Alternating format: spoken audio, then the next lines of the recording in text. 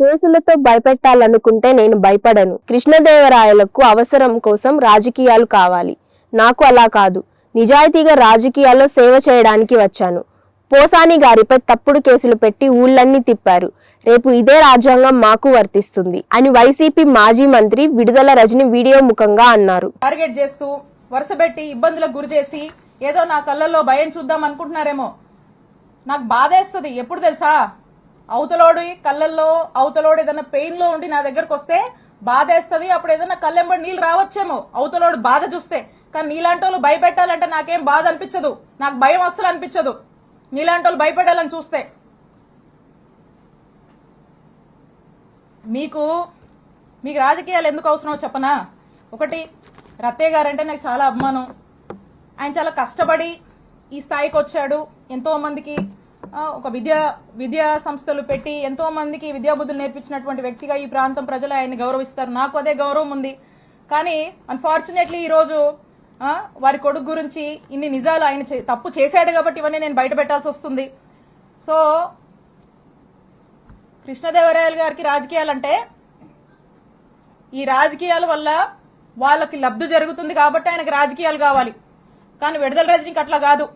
ఎందుకంటే నేను నిజాయితీగా ప్రజలకు సేవ చేయడానికి రాజకీయాల్లోకి వచ్చాను. రాజకీయాల వల్ల నా రూపాయి నా ఆస్తులే నేను కోల్పోయాను తప్పితే నేను రాజకీయాల వల్ల ప్రజల వల్ల రాజకీయం వల్ల ఏదో లబ్ధి పొందాలనే ఉద్దేశంతో నేను రాలా.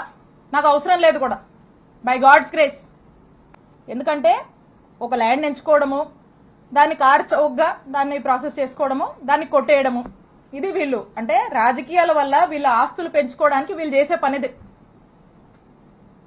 మాకలా కాదు. మీలాంటి ఉద్దేశాలు మాకు లేవు. రాజకీయాల వల్ల మేము బతకడానికి మేము రాలా. మా రూపాయి మేము పోగొట్టుకున్నాం. మాకు ఒప్పుకున్నంత వరకు చేసుకుంటాం, నిజాయితీగా చేసుకుంటాం. మా నాయకుడిని మేము నమ్మాము.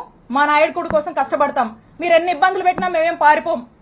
మా పార్టీ కోసం నిలబడతాం, మా కార్యకర్తల కోసం నిలబడతాం, మా ప్రజల కోసం నిలబడతాం, పనిచేస్తాం. మళ్ళా మా నాయకుడిని ముఖ్యమంత్రిని చేసుకునే వరకు ఖచ్చితంగా కష్టపడతాం. మీరు ఎన్ని ఇబ్బందులు పడ్డా మేమేం పారిపోము. ఇంకా కృష్ణదేవరాయలు గారు అనుకుంటా ఉన్నారు, నాకు వైఎస్ఆర్ కాంగ్రెస్ పార్టీలో ఒకరిద్దరితో పరిచయాలు ఉన్నాయి, ముసుగులో ఒకరిద్దరితో పరిచయాలు ఉన్నాయి, ఆయన టచ్ లో ఉన్నాడని ఆయన భావించి ఆ ఒకరిద్దరు రేపు వైఎస్ఆర్ కాంగ్రెస్ పార్టీ గవర్నమెంట్ వచ్చినా కృష్ణదేవరాయల్ని కాపాడుతారు అనే భ్రమంలో ఆయన ఉన్నాడు. ఆ ఇద్దరు, ఆ ఒక్కరు, నువ్వు ముసుగులో ఉన్న ఏ ఒక్కరు కూడా నిన్ను కాపాడలేరు అని నేను క్లియర్ గా చెప్తున్నా. నిన్ను కాపాడలేరు, అది నీ భ్రమే. కాబట్టి ఇప్పటికైనా మీరు చేస్తున్న పాపాలన్నీ అందరికీ తెలుసు. ఈరోజు ప్రజలు కూడా చూస్తున్నారు, అందరూ గమనిస్తున్నారు. ఇవన్నీ విత్ ఎవిడెన్సే నేను మాట్లాడా.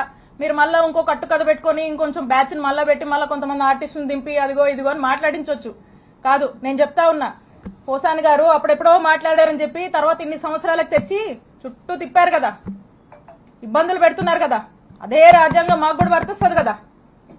ఇష్టం వచ్చినట్టుగా వచ్చి కూర్చొని ఇష్టానికి మాట్లాడిపోతే మాట్లాడినోడు ఎవరిని కూడా వదిలిపెట్టనని చెప్పి తెలియజేస్తున్నాను.